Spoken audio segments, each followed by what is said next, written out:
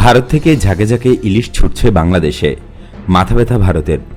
গঙ্গার দূষণে মাথায় হাত ভারতীয়দের। ইলিশ চলে আসছে বাংলাদেশে। স্বাদে গুণে অনন্য রূপালী ইলিশ বেশ জনপ্রিয় বাংলাদেশ ও ভারতের মানুষের কাছে। এমনকি মাছটির প্রজনন ক্ষেত্র উভয় দেশের অভিন্ন সহ বড় নদীগুলোতে। এসব তো জানা কথা।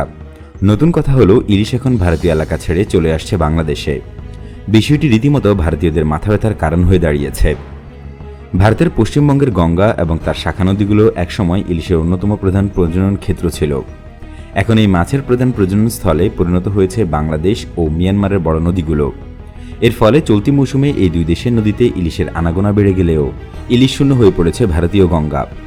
বাংলাদেশের মৎস্য বিভাগ বলছে গেল 2 বছরের চেয়ে এবার ইলিশ বেশি ধরা পড়েছে প্রায় 19%।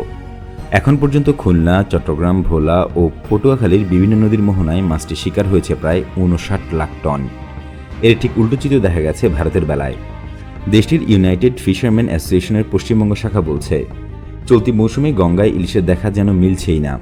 তার বক্তব্যের সঙ্গে মিল পাওয়া গেছে কাকদ্বীপের মৎস্যজীবী সদানন্দ হাওলাদারের কথায়। তিনি আনন্দবাজার পত্রিকাকে জানান, 15 দিন মোহনায় ইলিশ শিকার হয়েছে মাত্র 40টি। এমন অবস্থার কারণ জানিয়েছে ভারতের South Asian network of dam river and people. সংস্থাটির মৎস্য বিশেষজ্ঞ নীলেশ শেট্টি বলেন, পশ্চিমবঙ্গে গঙ্গার তীরে শতাধিক পৌরসভা গড়ে উঠেছে। সেই সঙ্গে নদীর পাড়ে গড়ে তোলা হয়েছে অসংখ্য কলকারখানা। এসবের যাবতীয় আবর্জনা ও বর্জ্য ব্যাপক মাত্রায় দূষিত হচ্ছে গঙ্গা। বিশেষজ্ঞদের মতে দূষণের ফলে গঙ্গার পানিতে লবণের মাত্রা অত্যাধিক বেড়ে গেছে। এই কারণে ইলিশে নদীর মোহনায় থেকে ফিরে যাচ্ছে। আর গঙ্গা থেকে মুখ ফিরিয়ে নেওয়া সেই সব ইলিশের অভিমুখ এখন বাংলাদেশের দিকে। ভারতীয় সংবাদ মাধ্যম খবর হিন্দুস্তান টাইমসের খবরে বলা হয়েছে, বাংলাদেশের পদ্মা নদীতে এখন জাল ফেললেই ঝাঁকে ঝাঁকে ইলিশ উঠে আসছে।